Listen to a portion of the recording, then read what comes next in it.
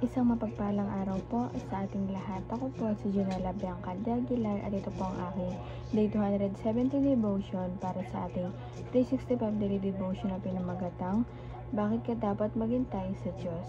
At ang topic natin ngayon ay States of Jesus. Sabi po dito yung concept na States of Jesus.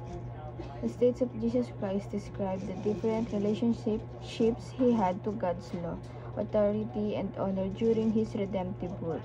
These are summarized in two stages, humiliation and exaltation.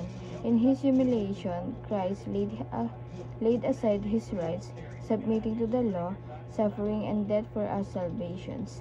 In his exaltation, he was raised, ascended, seated at the Father's right hand, and crowned with glory and honor.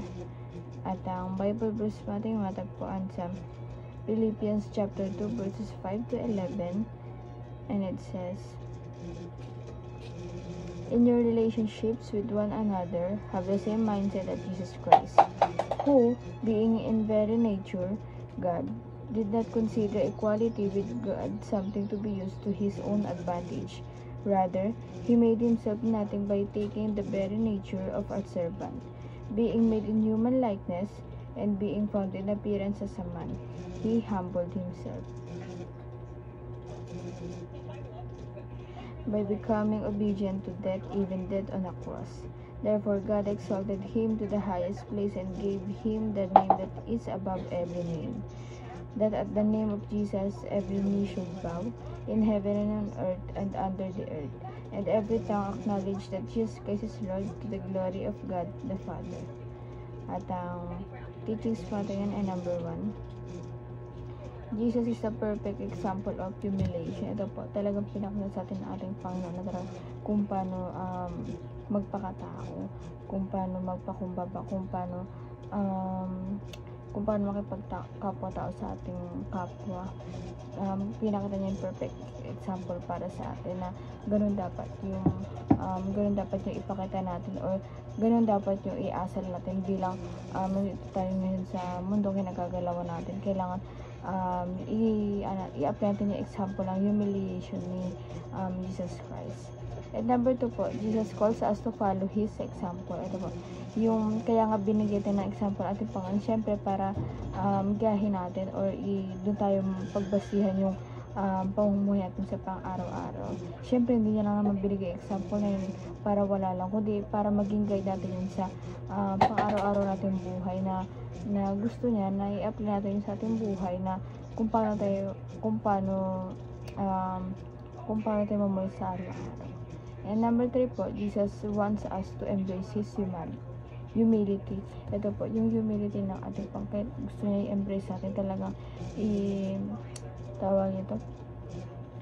ipalaganap natin, i-embrace natin, lalo na dapat nakikita din sa ating sarili, hindi yung sinishare natin sa ibang tao, sa ating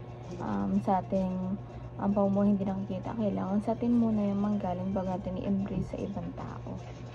And application naman po, paano ito mag-isa sa ating buhay. Number 1, walk as Jesus walk. Ito po, maglakad po tayo kung naglalakad din si Jesus Christ.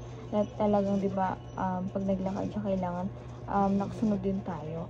Kailangan lumalakad din tayo patungo sa patungo sa direction na tinatahak niya. Dahil yun yung direction na makakapagligtas sa atin at makakapagbigay ng buhay na walang hanggan. At doon sa direction na yun na wala tayong kasalanan, talagang malinis tayo at wala tayong bahid ng kahit anumang kasamaan. And number 2 po, waive your rights for the sake of others. Ito po, ba din yung rights natin, o yung tawag nito, yung